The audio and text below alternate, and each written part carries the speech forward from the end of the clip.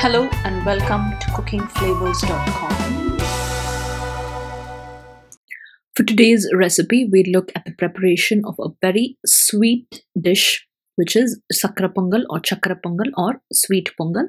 And here are the list of ingredients that are required for this. I'll be preparing this Sakkarai Pongal today in an open pot. So I've taken a pressure pan like this. You can take any pot of your choice. You can also pressure cook it, but I'm going to cook it in an open pot like this. I've added some ghee to the pressure pan, and to that I've just added 1 tablespoon of Moong Dal. We'll slightly roast the Moong Dal.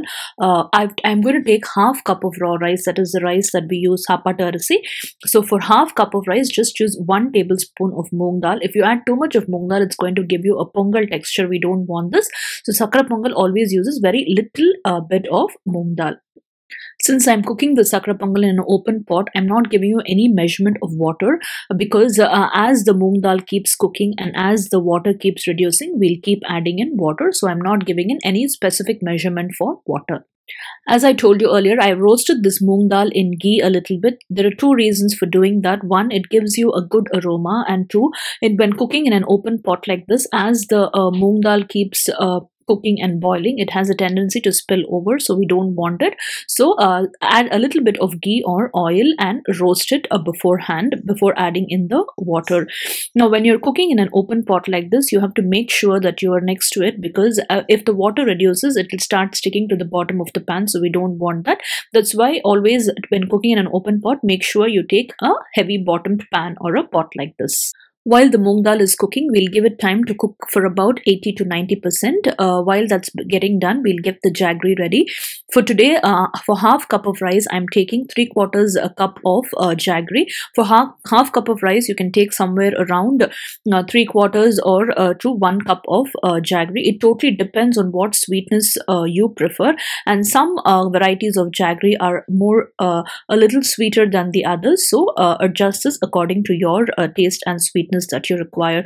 Now I added a little bit of water and we'll dissolve the jaggery. We don't need any string consistency. We just need the jaggery to get dissolved in water. After it's dissolved and after we add in the rice, we can strain it and add it into the Sakkarai Pongal. For any quality of jaggery, any variety of jaggery, it will definitely have a little bit of impurities. So it's very necessary that you strain or filter your jaggery syrup.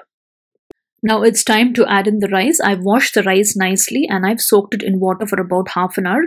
The more you soak the rice in water, the faster it will cook and it will cook nice and evenly. Now we'll just roast this rice a little bit with the Moong Dal and then we'll add in the water. The Moong Dal is only cooked up to 80 or 90%. The balance will be cooked along with the rice. As I told you, there's no measurement for the water here also. We'll keep adding in water as the rice keeps cooking. We want the texture of the rice to be something like, if you had seen my bisibella bath recipe, you know that the same kind of consistency and cooking of the rice we require, because for a good and tasty Chakkarai Pongal, the grains of rice should not be grainy. It should not be too mashy at the same time. So it should have the perfect consistency as well. It's been around 5 to 7 minutes. If you see, the rice has cooked, but it's still grainy. We don't want this. We want it to be nice and mashy. This is a little time-consuming process than cooking in the pressure cooker, but believe me, the taste is going to be awesome and out of the world. And just one more thing, I'm not adding in any color to the Chakkarai Pongal today because the color of the jaggery itself is sufficient for me. So I'm not adding in any color. Now I'm adding in some more water and I'm allowing it to cook nicely. Now if you see, the rice and the Moong Dal have cooked well. I've switched over from the wooden spatula to the steel spatula because the base of the spatula helps me to mash the rice well. As you're stirring and mixing, make sure you stir it in a mashy fashion so that it'll mash quickly. Now see, there are no traces of the Moong Dal at all. This is how we want a perfect Chakkarai Pongal to be. And At this point in time, after it's completely mashed, I'm just adding in a pinch of salt. For any sweet dish, if you add a little bit of salt, it'll enhance the sweetness to a different level. Now the moong dal and the rice has been cooked well. I'm adding in the dissolved jaggery syrup in it. See, it's got so much of impurities. Even if my jaggery was a little lighter in color, I would just leave it like this because I prefer my Chakkarai Pongal to have its natural color. But if you wish to, you can add food color.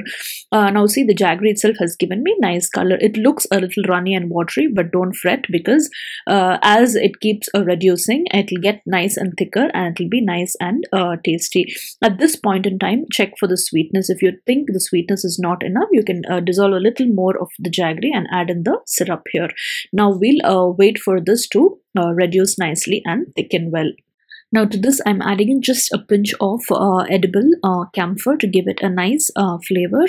Now this kind of Chakkarai Pongal cooking in an open pot will taste good even if you keep it the next day and when you reheat it and eat it. Now to this, I'm adding in some powdered cardamom. We like it with the skin. If you don't like the peels or the skin of the cardamom, you can avoid it. Now we'll mix this well, and we still have to keep reducing it till all the water completely reduces. Now I shifted it to the other burner and we'll do the seasoning. I've added 2 tablespoons of ghee because I added ghee only at the beginning. So I'm adding in a little more ghee here, and I'm adding in a few cashew nuts and raisins. We'll fry this well till the raisins plump up nicely and the cashew nuts get nice and brown, and we'll transfer them into the Sakkarai Pongal. I don't want to waste any of the ghee here, so I'm taking a little bit of the Chakkarai Pongal into the seasoning pan and transferring it again into the Sakkarai Pongal. However busy our mother was, or however big the festival was, we've always seen our mom cooking Chakkarai Pongal in an open pot like this, because the taste will be just like the taste that we get in the temple prasadam. And even if you keep it the next day and reheat it and eat it, it's just going to taste the same and delicious. Because when you cook in the pressure cooker, how much ever water you add, after some time it's going to become nice and thick and cakey, which is not very nice. Now when I put my spatula like this and I take, there is a little bit of water here, so we want that water to completely go away. We'll wait for that. In the meantime, I'm adding just a little bit of more ghee, and we'll mix that well, and we'll stir that well. Now it's all done well, and it's nice, you know, a little bit of pouring consistency it has now. See, if I put the spatula like that, there is no more water which comes in. Chakkarai Pongal, always when you keep it resting for some time, it will get a little thicker, so switch it off at an earlier stage. A tasty and delicious Chakkarai Pongal like the temple prasadam is ready, which can be cooked in an open pot like this. Do try it out and enjoy it. Subscribe to our YouTube channel and post in your comments and suggestions. Hit the like button if you enjoyed this video and share it with your friends. If you are new to our channel, welcome and happy cooking. Also subscribe to our very new Tamil channel, Samayal Suvai. Till we see you again with another new and interesting recipe. Thank you and happy cooking.